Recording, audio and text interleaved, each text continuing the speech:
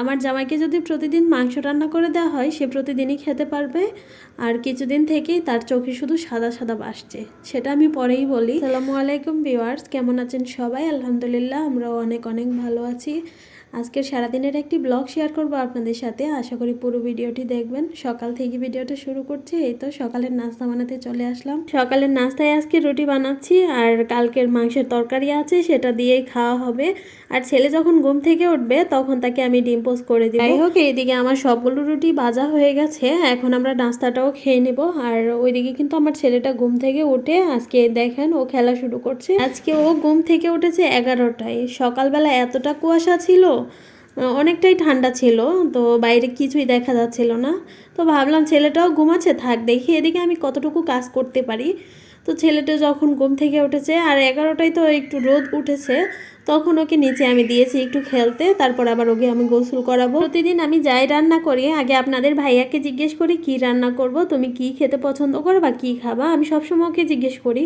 ও যেটা বলে আমি তাই রান্না করি। কালকে মুরগির মাংস রান্না করেছি, আর আজকে বলছে গরুর মাংস রান্না করা। কি আর করার, যেহেতু বলছে তাই আমিও সকালবেলা উঠে মাংসটাকে ভিজিয়ে রেখেছি। তো নাস্তা খেয়ে আমি সব কিছু রেডি করে রেখেছিলাম, আর এখন মাংসটাকে আমি একবারে মাখিয়ে তারপরে বসিয়ে দিব। শুরুতে আমি যেটা বলেছিলাম, আমার জামাইকে যদি প্রতিদিন মাংস রান্না করে দেওয়া হয় সে প্রতিদিনই খেতে পারবে, তবে আমি সেটা পারি না কেন জানি, আমার একটানা মাংস খেতে ভালো লাগে না। তাই আমিও আমার পছন্দের সবজিগুলো বের করে রেখেছিলাম, আর এদিকে আমি বেগুন ভাজাটা বসিয়ে দিয়েছি। বেগুন ভাজা তো আমার জামাই অনেক পছন্দ করে, আমিও করি।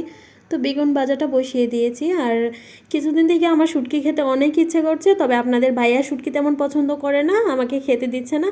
তো আমি আজকে বলছি তোমার জন্য আমি গরুর মাংস রান্না করছি, তো আমার জন্য আমি আজকে শুটকি যেভাবেই হোক রান্না করবো। ইলিশ মাছের শুটকি দিয়ে আমি তরকারিটা না রান্না করবো। আর ওইদিকে আমি অল্প কিছু সবজি আমি রেডি করে রেখেছিলাম, সিম, আলু, বেগুন, মানে অল্প অল্প করেই সবগুলো আমি দিয়ে রেখেছি। যাই হোক, এদিকে আমার তো শুটকির তরকারিটা হলেই হয়, শুটকি আমার যেহেতু ইচ্ছা করছে খেতে। মশলাগুলোর সাথে শুটকি, সবজি সব কিছুই আমি একটু ভালো করে কষিয়ে নিচ্ছি, তারপর একটু পানি দিব, কারণ সবজিগুলো তো একটু সিদ্ধ হতে হবে। আমি একবারে শুকিয়ে শুকিয়ে তরকারিটা রান্না করতে একটু পছন্দ করি।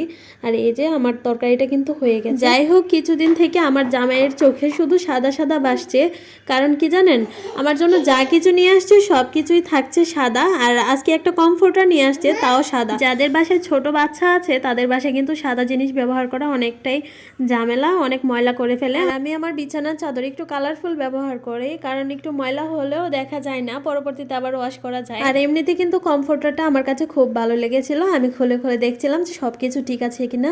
এই যে আমার বিছানার ফাইনাল লুক, আমার কাছে তো বেশ ভালো লেগেছে।